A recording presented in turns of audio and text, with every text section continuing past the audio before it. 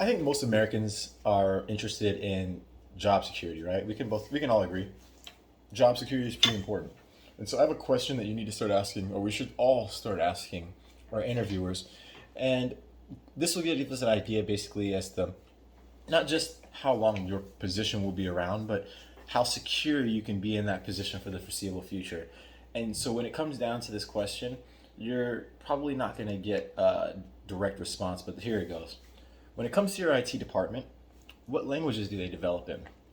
This is a very important question because, well, a lot of people right now that are running things, if you Google it, you'll see that people who are in upper management, people who are in the C class, a lot of them were around and they were doing their jobs at a point in time where IT was the only way to go, right? Like you got an IT department, information technology, yeah, and that was good enough.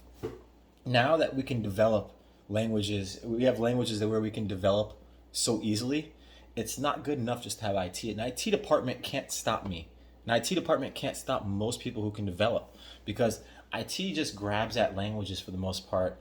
And a lot of them, I mean, if you look at most people my age, they'll even make jokes. IT is where you go when you don't finish your engineering, right? So it's very important. And so what will happen is you want to make sure that they don't say something along the lines of, oh, well, if they'll probably say something along the lines of, I'm not really sure. That's not my department. And then that's okay. You can ask them, hey, do you know who is in charge of that department? Anyone that I could get that question from? You don't want to be too pushy, but you do want to make sure that they understand that IT isn't just about regular security. They need to be able to develop. If they can't write a program, then they can't stop a program. All right, that's really important.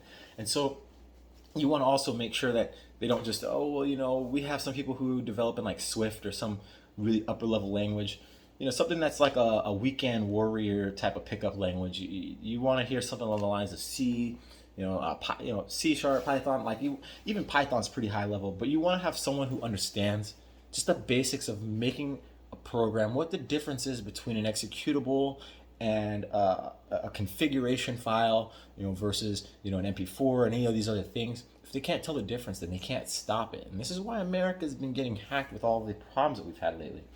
So I understand that there's not always a lot of options, and so like let's hear you get to the point where you find out your IT department really doesn't develop in any languages.